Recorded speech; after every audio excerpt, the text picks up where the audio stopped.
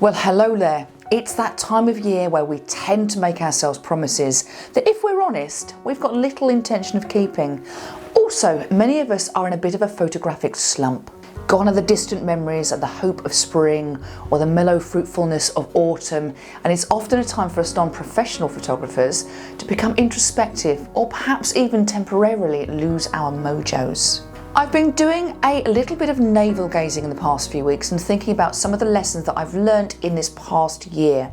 There have been a few good gracious moments when I've stopped and looked at how I've changed, and I'm wondering if any of these strike a chord with you, or if you can add any to my list. I'd love you to spark the odd yes moment with me in the comments if you are happy to share. So today I'd like to share 5 who knew moments with you.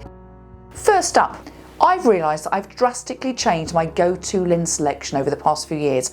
I used to be a woman that loved a wide angle. My 16-35 lens was one I worked hard to use, and to add to that, because of this selection, sometimes, I'd walk by some cracking scenes just begging to be shot. But because they didn't fit my quest for foreground, midground and background, I walked past them. But when I think of all those scenes that I have missed because I wasn't comfortable with shooting anything longer than perhaps a 105 or a push 200, who knew that I would actually use my 16-35 lens twice in this last year, and I'd favour my beloved 100-400, which, ladies and gentlemen, I'm embarrassed to say that when I was gifted this by a wonderful man, I was genuinely disappointed about, but only because I couldn't think of a time when I'd actually use it. Now, I'm dragging it all over the show. I'll happily cart it around just in case, and yes, I'll happily forgo that wide angle if it saves my ageing back. Is the shift in favoured lenses a common thing that happens more generally, or am I just a bit peculiar? Well, who knew too? Classy. Oh, right. Next up, us photographers tend to collect a whole load of stuff that we're all terribly enthusiastic about when we purchase it, but lo, after a few months it's hit the pile. The thing is that photography gizmos are specialist and therefore expensive, and I've had a few purchases that after a while I've realised that they've been an utter waste of money for my type of photography.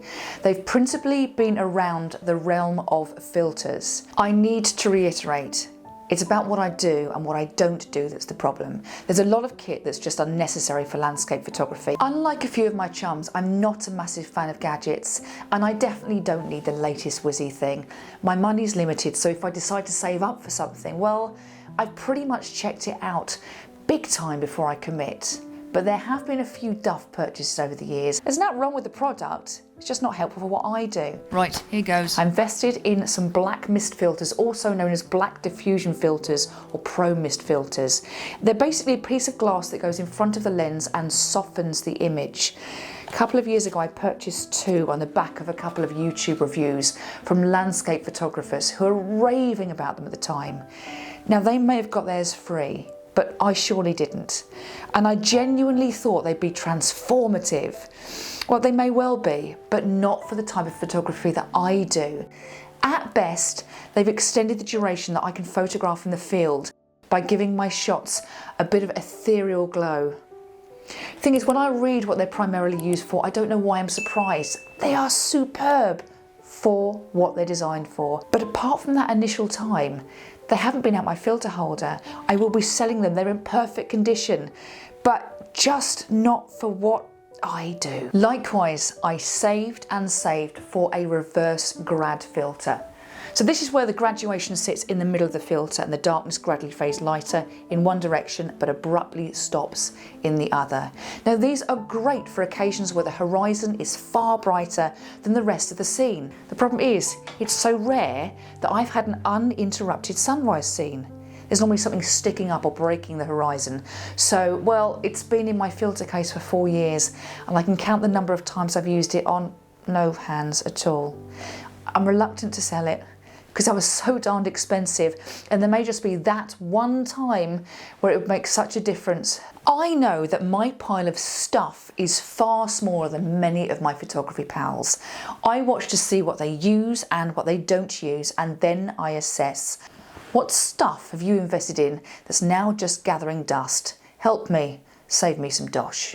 Well, who knew? 3. One of the big pleasures that we have as photographers is seeing our work in print. Now, I don't know about you, but the vast majority of my shots sit on my hard drives or in the cloud, and apart from a few on my website or those I choose to share on social media, they really don't see the light of day. As a general rule, when I choose to print a shot, it's one that I'm proud of, one that means something to me, because the cost is too prohibitive to print willy-nilly. I don't have a quality printer of my own, and the size of print that tends to sell on my website means I need a very large and very expensive one. So with the rarity of printing in mind, for me, it also acts as a study in my own development. What I loved a few years back is interesting, as it's those shots that are no longer setting my world on fire. My choices, my editing, my taste, they've all changed. These shots were on my wall 4 years ago. Kylesky Bridge, and I also have one from Devon. Now, these have been on my wall in my office for a couple of years. You'll know. My first one is my shot of Northumberland, where I'm leading the eye all over the place. I was very proud of that. Now I just see my eye wandering everywhere.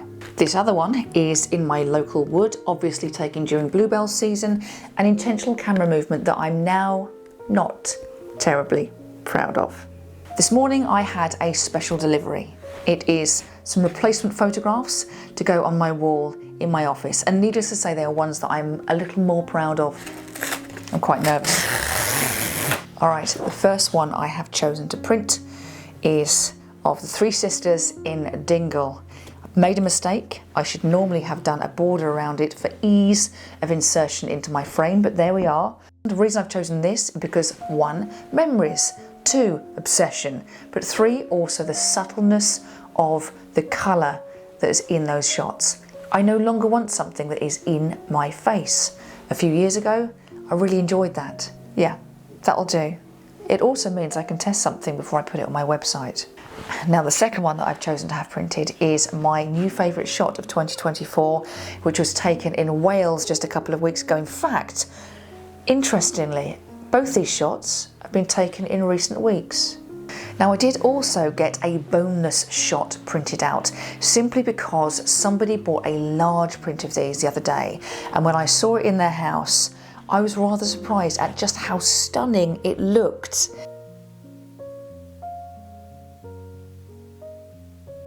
My fourth, well, who knew, is that I favour a sunrise over a sunset. The day just seems so much more hopeful if I've had a good photo session, or even, to be fair, not such a good one. I've just got out, I've seen the day emerge.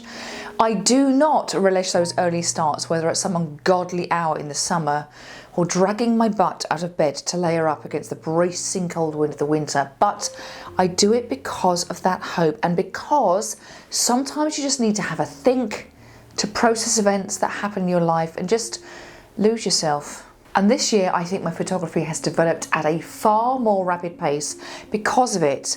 Well, not because of the sunrises, but because I've got out of bed to have time behind the lens far more this year than I have in any other year. So my well, who knew is about me actually seeing a correlation between the amount of opportunities that I give myself to practice and frankly make some crashing mistakes, and the improvement in my photography.